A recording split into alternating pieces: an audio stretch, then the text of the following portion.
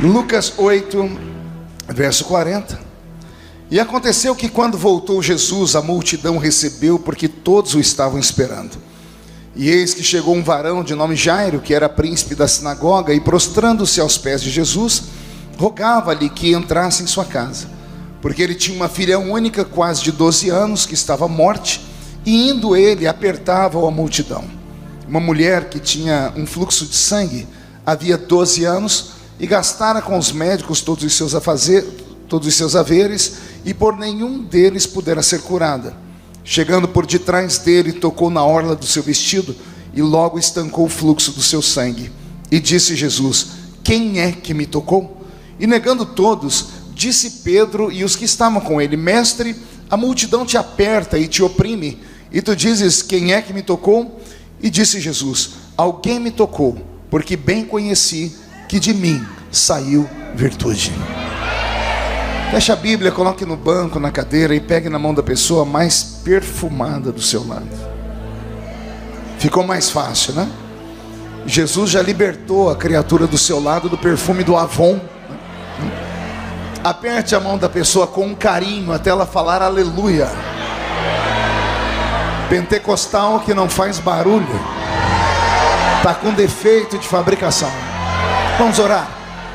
Pai, nós te exaltamos, te glorificamos e entendemos que dentro de alguns minutos este santuário ficará pequeno para o tamanho da glória que o Senhor vai mandar dos céus. Os que vieram tristes começarão a saltar de alegria. Os que vieram se arrastando não voltam se arrastando para casa. Hoje voltarão voando nas asas de um novo tempo. E antes que eu comece a contar os seus segredos e mistérios, cerque esta igreja com a sua glória. E num raio de 5 quilômetros, onde houver um demônio alojado, eu dou a estes demônios segundos para sumirem de Belo Horizonte, porque se não sumirem, serão queimados pelo poder da sua glória, que aqui será derramada. Rasgue os céus sobre o templo dos anjos. Manda anjos de fogo descerem aqui. Que estes anjos desçam trazendo brasas de fogo nas mãos. Comecem a esparramar estas brasas entre nós. E onde houver um crente cheio do Espírito Santo, pega ele nesta noite, Jesus. Toma ela nas suas mãos esta noite e mostra o caminho da verdadeira e poderosa adoração. Fala conosco, fica conosco. É o que eu te peço agora e sempre. E toda a igreja diz: os que podem, tomem o seu assento aplaudindo a Jesus, porque Ele é bom, porque Ele é maravilhoso. A história dessa noite é uma das histórias mais lindas da Bíblia. Eu venho contando que eu ouvi essa história pela primeira vez em um culto ao ar livre, quando o velho presbítero Olaide Gomes pregava sobre a mulher do fluxo de sangue em praça pública, num tempo remoto, numa época em que os crentes eram crentes de verdade, não tinham vergonha de andar com a Bíblia Sagrada debaixo do braço, e muito menos de falar que Jesus Cristo era o Senhor. E isso no meio da rua, debaixo de um sol quente. Quantas vezes jogaram pedra em mim, outras vezes jogaram um ovo choco, mas mesmo assim a gente continuava aprendendo e pregando, porque o amor às almas não podia sair do nosso coração.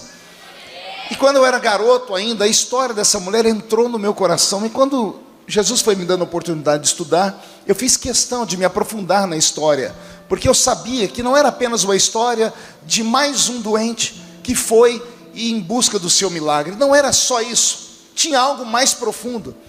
Descobri que pior do que as dores e as enfermidades que ela carregava no corpo, eram as dores e as enfermidades que ela carregava na alma. No corpo, o remédio pode fazer efeito, o médico pode tocar, mas na alma, a minha Bíblia diz que só há uma cura para a alma, é a palavra, porque a palavra de Deus é viva e eficaz, mais penetrante do que espada alguma, de 2 fios, e ela vai na divisão da alma e do espírito. Só a palavra tem esse poder. Você crê nisso? Então, começo aqui a narrar a história. Eu sempre faço isso também porque é curioso. A Bíblia é um livro de curiosidades. Eu li a Bíblia desde criança. A primeira vez que eu li a Bíblia toda, de capa a capa, eu tinha 9 anos de idade. Eu era coroinha na igreja católica. E eu li a Bíblia Ave Maria. Depois li a Bíblia de Jerusalém, também católica, Aí me converti e passei a conhecer a Bíblia Sagrada dos Evangélicos, que é um pouquinho diferente, 7 livros a menos e uma correção mais atualizada. Li então mais de 30 vezes esse livro aqui. Esse livro, ele é feito de mistérios. Diga comigo, mistério. Mais uma vez. Pergunte para mim, o que é mistério, pastor? Mistério na Bíblia Sagrada é algo que tem pelo menos 3 características. Primeiro, só Deus sabe. Segundo, Deus só revela no tempo certo. E terceiro, Deus só revela para quem tem intimidade com Ele. Por isso que às vezes você lê um texto e daqui a pouco você vai no culto, alguém leu aquele mesmo texto e você diz, mas eu não vi isso. É porque quando Deus quer falar, Ele faz o versículo saltar aos olhos do pregador, porque todo pregador é curioso. Amém? Então há uma curiosidade nesse texto. Pergunte qual? Eu li a história de 2 mulheres. Uma era uma menina e a outra uma mulher formada. A menina era filha de Jairo, e a Bíblia diz que ela vivia com quase 12 anos. E a outra é a mulher do fluxo de sangue. E essa, olha que interessante, ela morria há 12 anos, porque ela sofria de uma enfermidade. A menina viveu até os 12. A mulher do fluxo de sangue morria durante 12 anos. São fatos curiosos dentro da Bíblia que às vezes o leitor comum não consegue enxergar nisso nenhum tipo de revelação. Mas eu sei que o Espírito Santo pode visitar alguém aqui e dar para essa pessoa o maior sermão sobre essas 2 mulheres. Quem gostaria de receber esta revelação? Então pega, põe na cabeça e dá um glória a Deus. A mulher do fluxo de sangue, porém, ela tem uma história, um contexto que às vezes choca, entristece e às vezes causa até desconforto, porque ela vivia no mundo antigo há 2000 anos atrás. Há 2000 anos atrás, as pessoas não tinham longevidade de dias como hoje. Embora a Bíblia Sagrada diga que o viver do homem é de 70 a 80 anos, e o que passa disso é cansaço e enfado, a maioria das pessoas não chegavam à idade de 50 anos, porque as pessoas saíram das roças, das suas fazendas, onde viviam com um pouquinho mais de abastança, e foram se amontoando nas cidades, nos grandes centros. Então sempre que acontecia de ter uma enfermidade, um surto de uma bactéria, as pessoas adoeciam, e não havia método de cura, não havia médico suficiente, não tinha hospitais. Então as pessoas morriam aos montes. Quem já estudou a história deve se lembrar da tal da peste negra, que dizimou quase 1/3 da Europa, porque as pessoas se aglomeraram nos grandes centros, não conseguiu descobrir de onde vinha a doença, que vinha de ratos, e de repente cidades inteiras foram dizimadas. Isso também acontecia naquele mundo antigo. Então o ser humano, com o seu próprio corpo, e o corpo precisa se adaptar, o corpo humano se adapta, diga comigo, ele se adapta. O corpo humano se adaptou, e as mulheres naquele mundo antigo menstruavam mais cedo. Com 12 anos de idade, as meninas judias tinham o seu primeiro ciclo menstrual.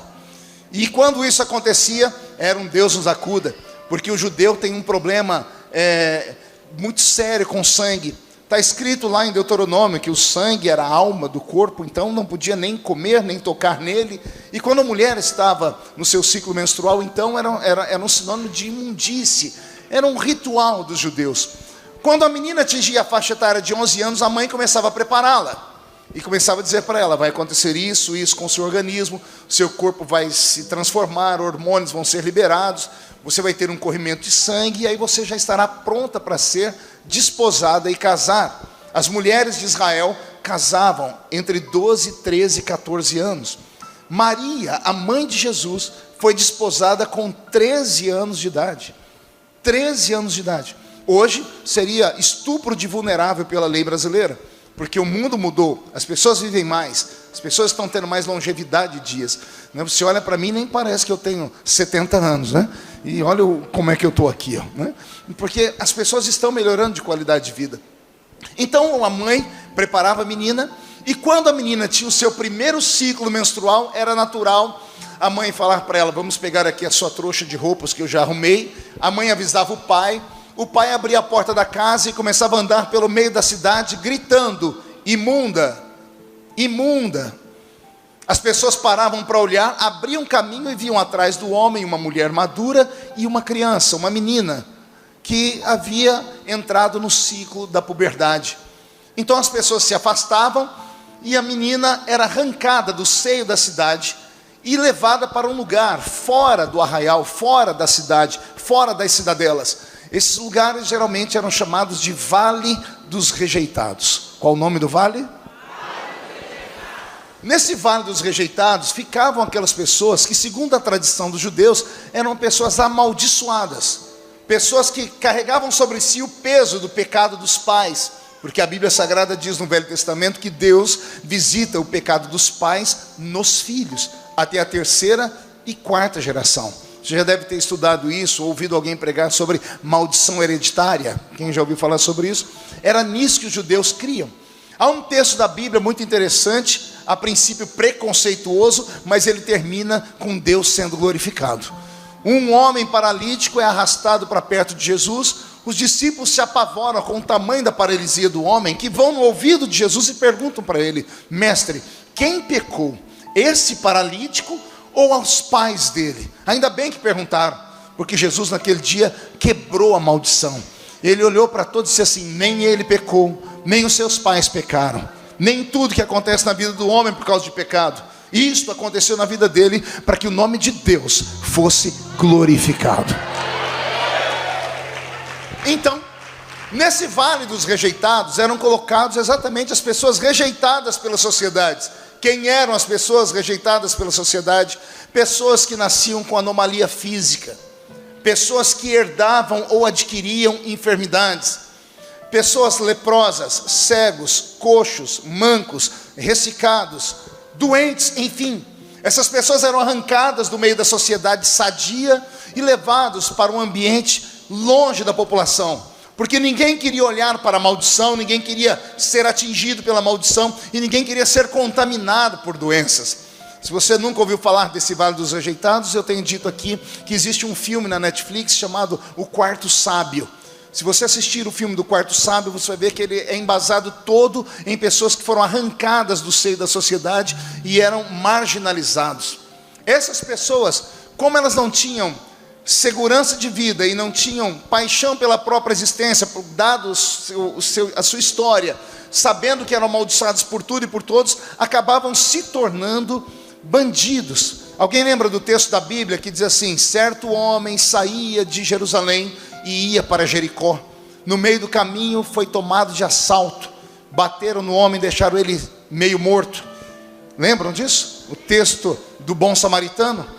Possivelmente, as pessoas que bateram nesse homem no meio do caminho eram as pessoas do Vale dos Rejeitados, porque como eles não tinham amor, eles não davam amor. Como tudo que eles tinham era rejeição, eles tinham rejeição por todas as pessoas. Hoje os sociólogos tentam explicar isso. Proteja o menino da favela, porque ele rouba o tênis do outro, porque ele não teve um tênis também. Quem já ouviu essa história aí? As pessoas protegendo os marginalizados, porque o marginalizado, sabendo que é marginalizado, ele dá aquilo que ele recebeu. Ele recebeu preconceito, ele dá preconceito. Ele recebeu ódio, ele dá ódio. Então era nesse contexto todo que vai acontecer a história que eu vou pregar para vocês agora. Havia próximo ao Vale dos Rejeitados uma casa grande, uma espécie de, não era como se fosse um hotel, um albergue, uma espécie de albergue. Neste albergue ficavam as mulheres que tinham seu primeiro ciclo menstrual ou que tinham algum problema de enfermidade com sangue. Ficava nesse ambiente uma mulher, uma espécie de matriarca, uma espécie de freira, que cuidava dessas meninas que tinham seu primeiro ciclo menstrual. E a passagem por este albergue era rápida, era no máximo 5 dias, porque são 5 dias que é o período do ciclo menstrual feminino. Até aqui, amém? Posso ouvir um glória a Deus? Então imagine a cena: a menina está sendo arrancada de casa, porque ela está tendo o seu primeiro ciclo menstrual. Ela já sabia disso, a mãe já havia preparado, mas ser arrancada de casa era uma tristeza, uma angústia. Ela nunca tinha ficado fora do seio da família. Arrastam ela pelo meio da cidade, e o pai gritando e anunciando para todo mundo: imunda, imunda. Isso também tinha um outro significado, pergunte qual. Era a maneira do pai dizer para todo mundo: minha filha já pode casar, se tiver alguém aí interessado, só procurar a casa. Era a maneira de fazer a propaganda que a filha não podia ficar solteirona. Era a cultura daquele tempo. A mulher até os 13 anos tinha que estar já casada, senão ela era... Até isso fazia com que ela sofresse preconceito da sociedade. Então, além do ritual de purificação, de tirar a menina com sangue da sociedade, era a maneira do pai avisar: olha, minha filha já está pronta para casar. Entenderam até aqui?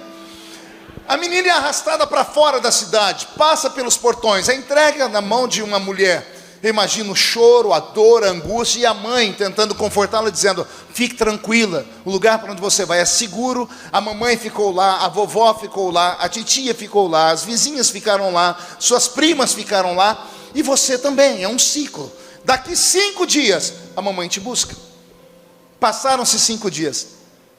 A mãe foi até o lugar para buscar a menina, e ao invés da menina descer pelo alpendre, quem sai é a matriarca, é a cuidadora, que diz: a sua filha ainda não pode sair. Ela: por que não? Porque a sua filha ainda está com sangramento. Imagina a menina pela janela chorando, e a mãe dizendo: calma, filha, algumas mulheres têm os hormônios desregulados, mas daqui a pouco acaba. Amanhã a mamãe está de volta. No 6º dia a mãe volta, e a menina ainda tem sangramento. No 7º, 8º, 1 semana, 2, 1 mês, 2 meses, 1 ano, 2 anos, 3 anos. E aqui eu paro para impactar você com um pouquinho de reflexão. Quanto tempo dura a paciência de uma família ao descobrir alguém que tem uma enfermidade ruim, uma enfermidade que praticamente não tem cura? Eu contava aqui ontem, hoje pela manhã, que eu cansei de ver na minha cidade há um alto índice de pessoas com câncer. Acredita-se que seja por causa do amianto que está no esgoto da cidade. E não tem o que fazer, porque não tem como trocar todo o esgoto da cidade. O percentual de pessoas que a minha cidadezinha, uma cidade de 37 mil habitantes, manda de cancerosos para Barretos, Jerônimo, chega a ser o dobro do percentual de Ribeirão Preto, que é uma megalópole. Então, eu cresci vendo histórias assim. Quando a pessoa descobre que tem um câncer, a cidade inteira se comove. Os amigos se comovem. Parentes que estão longe pegam um avião, pegam um trem e vêm visitar a pessoa. Amigos fazem vaquinha. As pessoas levam dinheiro e emprestam carro. Quem já viu isso acontecer? Porque todo mundo se comove. A pergunta que fica é: quanto tempo dura a comoção? Porque daqui 1 semana, 2 semanas, as pessoas parecem que amortecem. As pessoas não querem mais nem ir visitar. Parece que a mente da gente é cauterizada. Eu contava aqui também que na minha cidade nós temos uma fábrica que beneficia soja. E o cheiro da soja beneficiada é horrível. Quem entra na minha cidade, respira e já pergunta: que cheiro agridoce é esse? A gente diz: é o brejeiro ali, a soja. Só que nós que moramos na cidade, não sentimos cheiro nenhum. Por quê? Acostumamos com aquele cheiro. Quem aqui já viu um médico chegar diante de uma família toda chorosa e falar sem meias palavras: vai morrer, tem 3 meses, come o que você precisa comer e vai para casa? Quem nunca disse assim: meu Deus, que médico frio, que homem que não tem coração? Quem já viu enfermeiros maltratar as pessoas? Tratar as pessoas de qualquer jeito? Alguém diz assim: nossa, não tem humanidade. Não é isso. É que eles lidam com dor todos os dias e aquilo ficou normal. Acostumaram com aquilo. Jesus, falando sobre isso, disse: não vos conformeis com este mundo. Olha o que ele vai falar para nós: não deixe as coisas ruins ficarem nos seus olhos, você achar que tem que ser assim para sempre. Alguém tem que se revoltar, alguém tem que falar: não, não é assim. Alguém tem que chegar naquele médico e falar: ei, meu filho, aqui é ser humano, não é gado. Alguém tem que falar para aquela enfermeira que você não é uma estatística, você não é um número, você é uma mãe, você é uma filha, você é uma esposa. Nós precisamos ter sentimentos, e isso tem que ser traduzido na vida da igreja também. Nós devemos amar as pessoas que estão do nosso lado e compreender como são e o que estão fazendo. Você não sabe o que está acontecendo na criatura que está do seu lado. Quer que eu te dê um exemplo? Eu, pregador pentecostal, gritava igual o pastor Júnior Trovão. Um dia eu preguei uma mensagem na igreja que arranquei tatu da toca e sabiá do toco. Até as cadeiras deram glória a Deus. Mas tinha uma irmã sentada na minha frente que ela não abria a boca nem para respirar. Foi lá nesse dia que Deus me deu aquele jargão que de vez em quando eu solto, né? E o povo ama quando eu falo. Quem manda você ficar me olhando com esse olho seco, parecendo olho de sapo que morreu no dia de enchente? fica o culto inteiro com essa boca travada, essa boca de aço, essa língua de ferro, esse queixo de concreto. Nem isso o povo ama. Eu criei esses jargões e foi nesse dia, porque essa mulher me olhava, parecia que ela estava me afrontando. Todo mundo gritava e ela assim. Terminou o culto. Quem é que vem me pedir oração? A dita cuja. A irmã que era membro da igreja sorveteriana.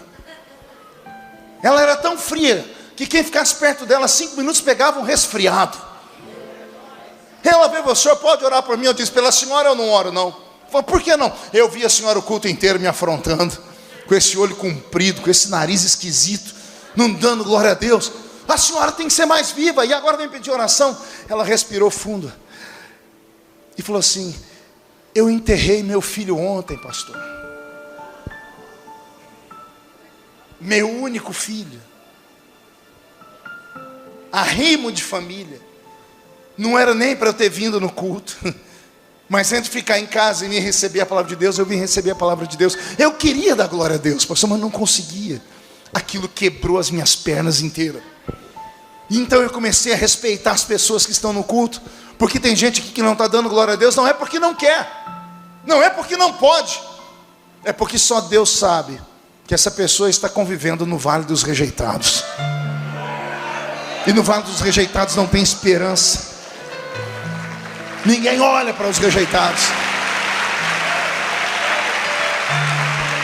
As pessoas até sentem pena por um momento, mas depois passa. Sabe quem cuidava dos rejeitados? Pergunte quem, pastor? Os rejeitados. Alguns rejeitados ganhavam uma alvará da prefeitura para entrar dentro da cidade e pedir esmolas. Um leproso não podia andar no meio da sociedade, a não ser que ele tivesse um alvará. E para ter um alvará você tinha que ser parente ou amigo de alguém na política, alguém importante, porque quem dava era a prefeitura da cidade. Nós vamos encontrar 2 textos da Bíblia onde alguém está usando um alvará. Um deles, o cego Bartimeu. Quem lembra do cego Bartimeu? O cego está sentado no meio fio, ele escuta aquele barulho e grito de hosanas, ele pergunta e alguém diz, é o Yeshua que está passando aí. E ele pergunta, quem é Yeshua? Eles dizem, é aquele que cura, que liberta, que salva, que ressuscita. O cego abre aquela garganta num berreiro pentecostal e ele começa a gritar, Jesus, filho de Davi, tem misericórdia de mim. E quando ele diz isso, alguém ao invés de ajudá-lo, vem e fala assim, cala sua boca, não atormenta a palestra do mestre, não atormenta, as pessoas vieram de fora, todo mundo está querendo tirar uma selfie com ele, as pessoas querem tocar nele, querem levar um paninho ungido, pegando o rosto dele, o suor, não atrapalhe o mestre. Aí que o cego gritou mais ainda, Jesus, filho de Davi, tem misericórdia de mim. Ele gritou tanto que Jesus ficou incomodado e perguntou, o que é que está acontecendo? Aí o mesmo que mandou o cego calar a boca foi lá e disse, tem um cego ali que não para de te gritar. E Jesus disse, traz o cego aqui. Recebe uma revelação para você já começar a aquecer o coração. Aqueles que te mandam ficar quieto serão os mesmos que vão dizer, Jesus está te chamando ali para receber o milagre.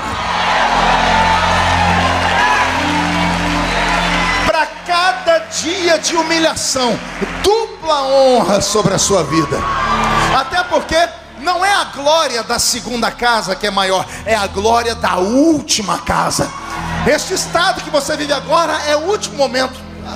O sofrimento acaba essa noite. Você vai sair daqui dando tanta gargalhada que vai emendar uma gargalhada na outra. Vão olhar para você amanhã e vão dizer, você viu um passarinho verde lá no templo dos anjos ontem? E você vai dizer, não, foi uma pombinha de fogo que voou sobre o santuário.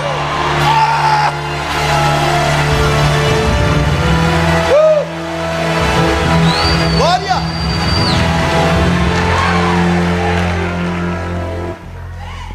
O cego Bartimeu, quando ouviu falar que Jesus chamou ele, ele ficou em pé e jogou uma capa no chão. Quem lembra disso? Alguém pode dizer, será que ele saiu correndo e esqueceu a blusa de frio dele? Não. Não era capa de chuva nem de frio. Aquele era o alvará.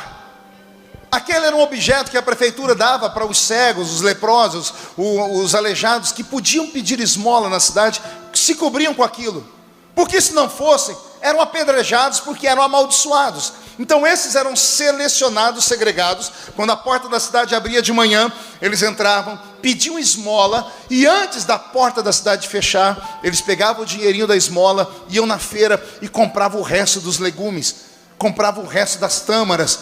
E eles, os rejeitados, pegavam aquilo, atravessavam a cidade, o portão ia lá no Vale dos Rejeitados e repartia com os outros. Eu ensinei aqui hoje de manhã e ontem à noite uma coisa linda que Deus me deu. Só pode cuidar de um rejeitado quem já foi rejeitado também. Pergunte por quê? Porque só entende de misericórdia quem precisou dela. Quem nunca precisou da misericórdia é aquele bendito crente santarrão, que ele tem um espírito de detetive espiritual. Não ganha uma alma, mas para ajudar a tirar uma alma da igreja, a unção da maldição está sobre ele. Lá na minha igreja tinha um grupo de caça-pecadores. Aqui não tem, né, Geraldo? Na minha tinha um caça-pecadores. O pessoal saía andando com a máquina Polaroid, tirando foto dos irmãos que estavam na porta de um boteco, cidade pequena. Um irmão foi excluído porque estava bebendo num copo americano, um trem branco. Segundo ele era água, que ele estava com sede. Mas alguém afirmou que era uma caninha 51. Eu já vi pastores do Ministério da Assembleia de Deus, porque eu sou assembleiano, no púlpito pregar aqui: fica só eu e minha véia aqui, mas só fica gente santa, e Deus vai matar, e Deus vai pegar. O pior culto que tinha para mim, quando eu era criança na Assembleia de Deus, era o culto de Santa Ceia. Pergunta por quê? A irmã Dalva estava lá. A irmã Dalva e a irmã Maria de Paula. Sangue de Jesus tem poder. Começava a cantar os hinos da harpa quando esperava a igreja encher. Quando enchia, pastor Emilson, elas levantavam e começavam a dançar igual Miriam. E a irmã Maria de Paula tinha um mantra. Ela vinha dizendo: tu dizes que me amas, tu não me amas, tu me enganas. E ela saía para pegar a pessoa, mas ela levantava de lá, não dava tempo. A gente vinha nos 50 correndo para o altar, porque só no altar a gente podia pegar nas pontas e receber o perdão. Aí o pastor dava aquele sermão para a gente, porque era um culto de medo, nós tínhamos medo do culto. Quando na verdade esse culto para mim é um culto lindo e especial. O pior entre nós aqui recebeu hoje uma faixa de campeão. Só 5 entendeu? Vou tentar melhorar. O pior crente aqui hoje, nesse culto, recebeu uma faixa. Quando sair por ali, o diabo vai olhar, pegar um papelzinho assim, ó, e vai dizer: poxa vida, tentei 30 dias, achei que não ia no culto e acabaram indo. O projeto não prestou.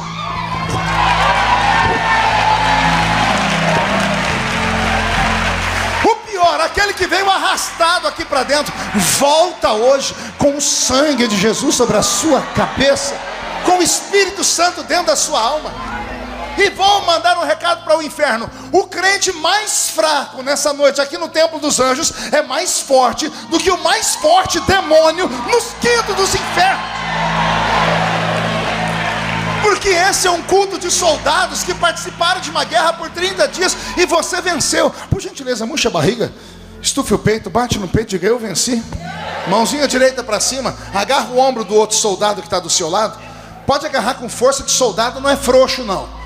Tem gente que nem para me obedecer presta, raça ruim. Agarra o ombro do soldado do seu lado, chacoalhe ele até ele ficar irritado, tira ele do lugar e irrita, e diga: ei soldado, Deus te trouxe hoje aqui para isso. Sacode, diga: para isso. Deus te trouxe aqui para te dar um sacode nessa noite, para sacudir o seu ministério, a sua família, a sua história, a sua graça, a sua fé. Deus te trouxe aqui para restaurar a sua existência.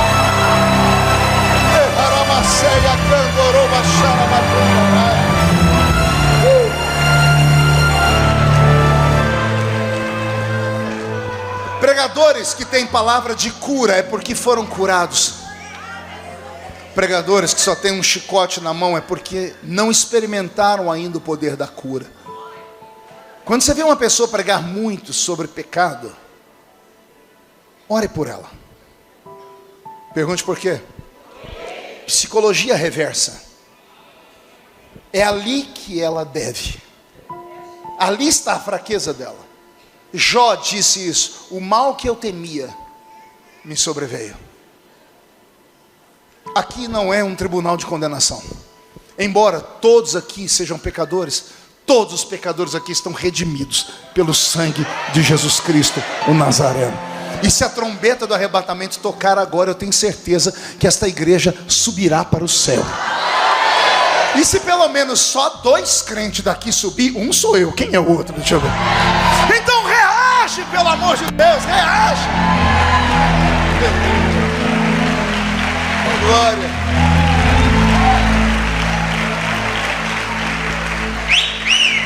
Quem cuidava dos rejeitados eram os rejeitados. Pois bem, em um belo dia, mude a música, Roberto, um dos rejeitados que estava dentro da cidade recebeu a cura.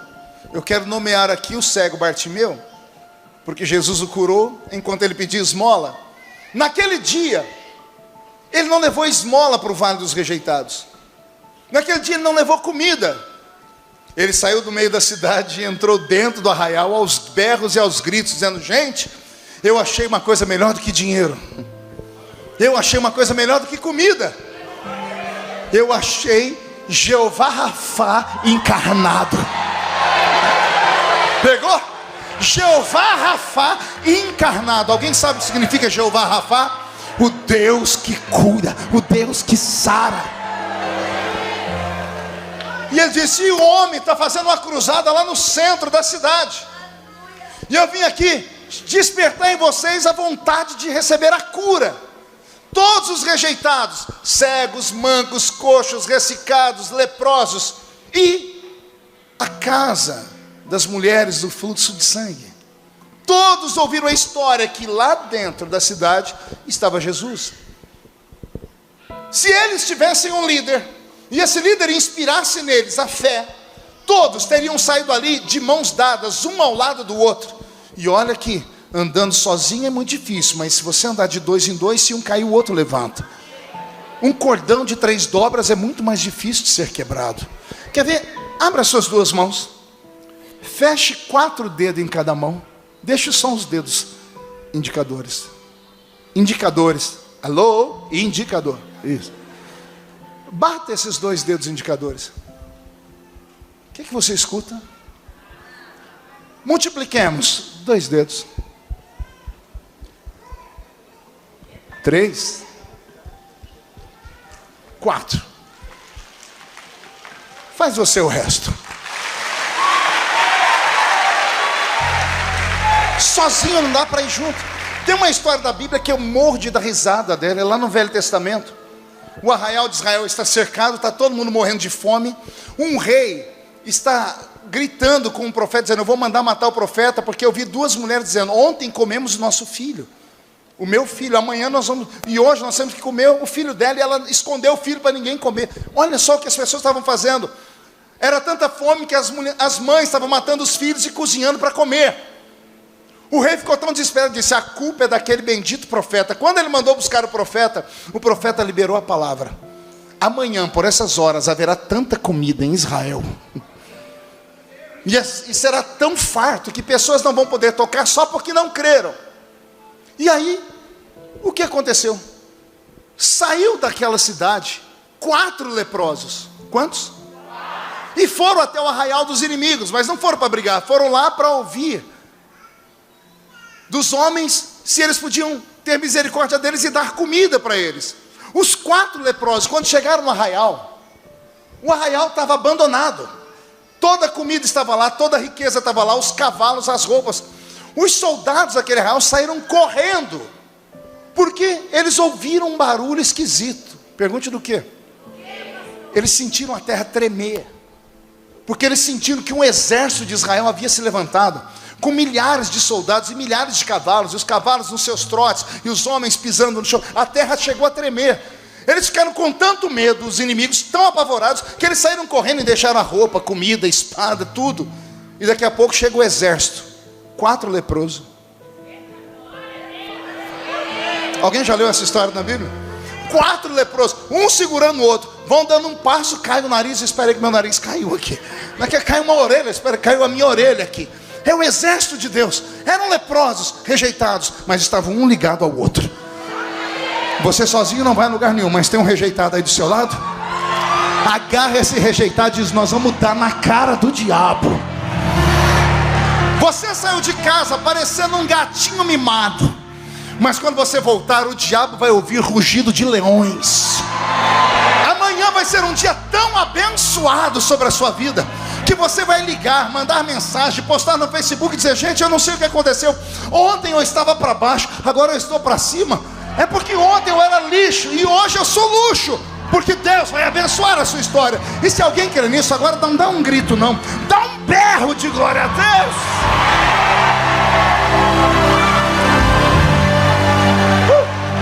Glória.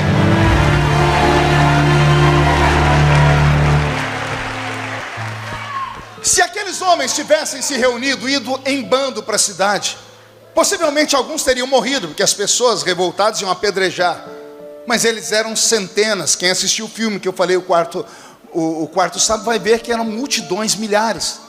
Se eles vão em bando, em grupo, ninguém os prendia.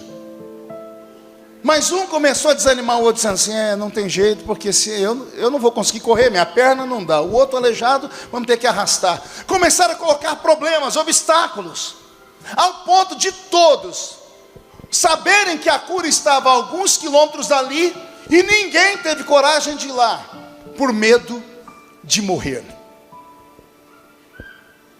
A batalha mais pesada que um ser humano pode travar se dá dentro da sua própria mente. Preste atenção no que eu estou dizendo. A sua cabeça é um campo de batalha. Você determina a sua vida. Você escolhe o que quer ser e onde chegar. Somente acreditando nisso, você cria forças e raízes para enfrentar o dia a dia. A adversidade, a crise, é um momento oportuno para despertar em você criatividade, para despertar em você força para sair da zona de conforto e enxergar, vislumbrar o futuro. Pessoas acostumadas com arroz e feijão, pessoas acostumadas a ficar como Jeca da história do Monteiro Lobato, Jeca Tatu, nunca irão a lugar nenhum. O que faz as pessoas vencerem? Adversidades. Você já leu um livro chamado A Vaca Foi para o Brejo? Quem conhece essa frase? A vaca foi para o brejo. Você sabe de onde vem essa história? Não vem no Brasil, não é de Minas não, viu? Vem lá do Oriente Médio. Uma família muito querida só tinha uma vaca.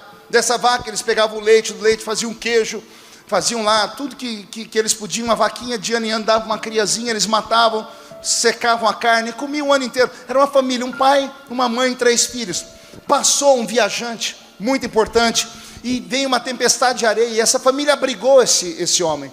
Essa família era tão abençoada e tão amorosa, que cederam para ele o melhor quarto da casa, deram para ele o melhor pedaço de carne, o melhor queijo, deram para ele o melhor que eles tinham. Naquela noite, quando todos dormiram, aquele homem viu aquela família, olhou ao redor dela e viu aquela vaca. Ele deixou um bilhete para eles. Quando acordaram de manhã, eles leram o bilhete dizia assim: agora vocês vão me amaldiçoar e não vão entender, mas no futuro irão me agradecer. Quando eles saíram pela casa, a vaca não estava mais lá. Eles viram as patas da vaca, e a vaca foi para um precipício. E quando olharam no precipício, a vaca estava morta lá no precipício. O homem arrastou a vaca e jogou naquele precipício. Quando a família viu que a vaca, a única vaca que dava leite, do leite o queijo, cria, estava morta, a família se desesperou e disse: e agora? Agora vamos morrer de fome. Como é que pode haver tanta maldade no mundo? Você faz o bem para uma pessoa, a pessoa te faz um mal desse. Aquela família foi obrigada a sair dali e procurar um vilarejo. No vilarejo, as meninas encontraram um empreguinho, o filho também, o pai também, a mãe também. Daqui a pouco, em menos de 1 ano, eles tinham comprado uma casinha. Em 2 anos, um lotezinho, um sítio. Em 5, 6 anos, eles já estavam bem, porque era uma família toda trabalhadora. No futuro, aquela família se reuniu e disse: só estamos bem hoje, porque a vaca foi para o brejo.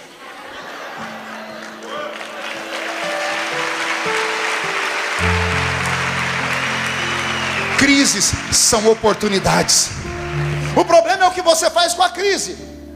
Ficar chorando a pitanga, olhando para o espelho a noite inteira, chorando de pena de si mesmo, dizendo: eu sou feinho, eu sou o verme, do carrapato.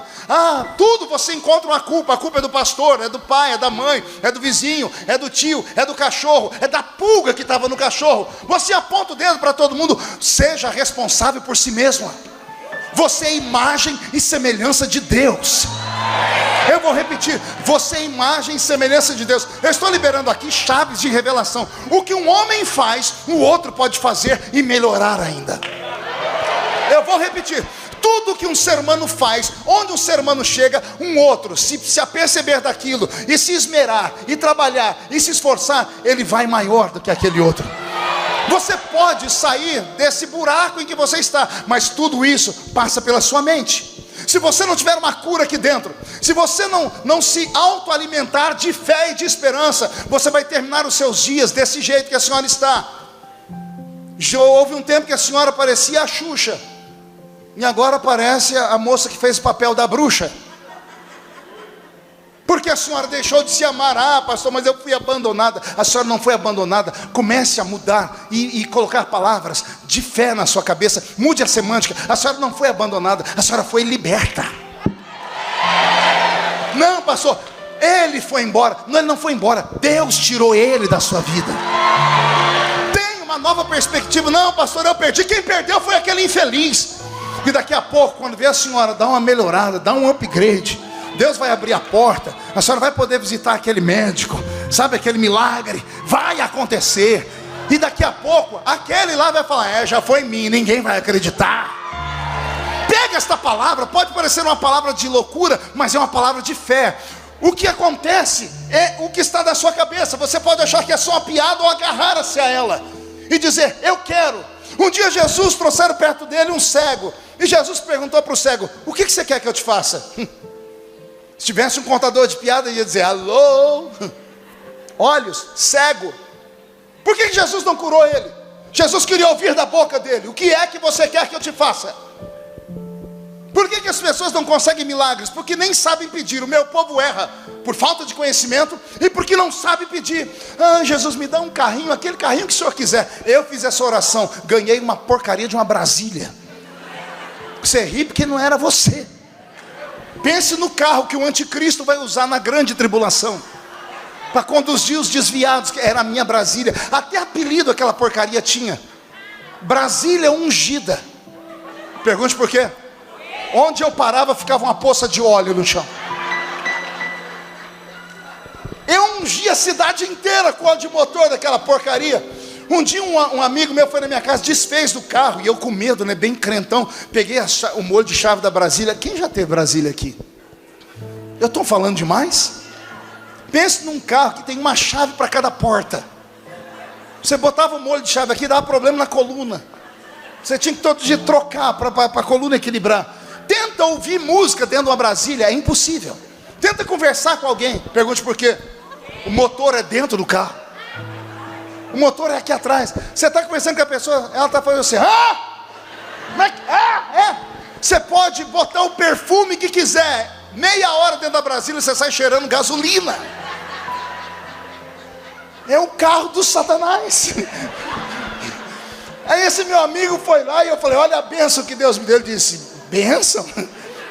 Ele olhou a massa plástica da Brasília. Se tirasse a massa plástica, fazia outra Brasília. A minha Brasília, ela foi a única Brasília do mundo que tinha direção hidráulica.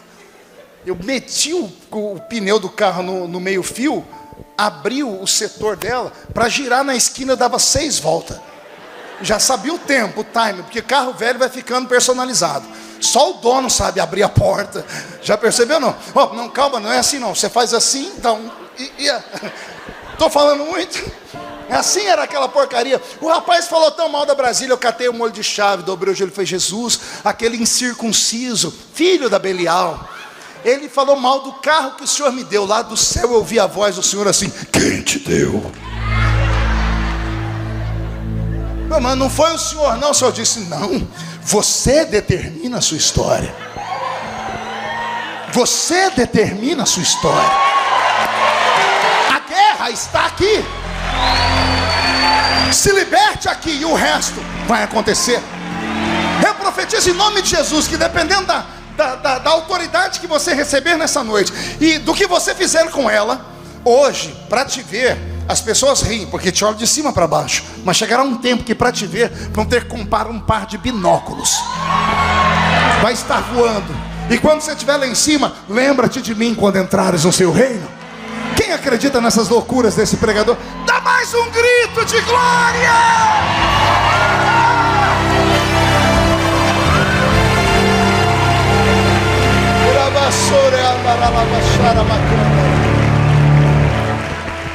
Todos dos vales dos rejeitados voltaram para a sua vida medíocre, mas uma ouvinte ficou.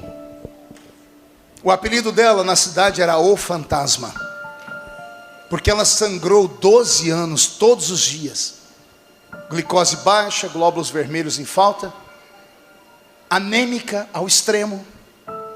A história dela chegou nos rincões. A mulher abandonada pela família, que vendeu tudo, era uma lenda viva, urbana. Todos voltaram para os seus vales, e ela ficou ali olhando aquele portão. E ela venceu a luta dentro dela. Eu contei aqui ontem e hoje pela manhã que eu li uma lenda indígena, que um índiozinho chegou perto do xamã deles e disse assim: como eu faço para ser um grande guerreiro? E o xamã disse: existe dentro do ser humano 2 lobos. Um representa a vitória e o outro a derrota. E o índiozinho curioso perguntou: e qual dos 2 vence? O xamã disse: aquele que você alimentar mais. Palavra de revelação. O que você faz com o seu problema, é aí que está o ponto de interrogação. Porque problema todo mundo tem, você nunca deixará de tê-los. O problema é o que você faz com ele. O problema é o que você faz com as crises. Eu contei vindo para o carro, o pastor Emil escutou essa história. Quem já ouviu falar de um brinquedo chamado frisbee? Aquele disco que você vai na praia e as pessoas jogam um para o outro. Frisbee. Aquilo chama-se frisbee. Sabe como nasceu essa história? Um homem lá nos Estados Unidos, numa lanchonete, Jerônimo, mandou fazer pratinhos de estanho para servir hambúrguer. E como era perto de uma universidade, depois que terminava de comer, a molecada ia tudo para lá na hora do recreio, 30, 40 de uma vez, acabava de comer, e criança não vale nada, começaram a pegar os pratinhos e a jogar, porque era fácil jogar um para o outro. O homem gritou, xingou, mandou sair dali, ele viu que não tinha jeito. Molecada é molecada. Então ele olhou para aquele frisbee, para aquele disco, teve uma ideia. Chamou um fabricante de brinquedos, desenhou mais ou menos o que ele queria. O fabricante gostou e lançou o brinquedo, que se popularizou pelos Estados Unidos inteiro, e hoje o mundo inteiro joga aquilo e leva o nome, que é o sobrenome do dono da lanchonete, Frisbee. O homem fechou a lanchonete, ficou bilionário. Olha, o problema não é ter problema, é o que você faz com ele. Enquanto alguns veem o fim, outros veem o início, a oportunidade. Em tempos de crise, empresas fecham e outras abrem.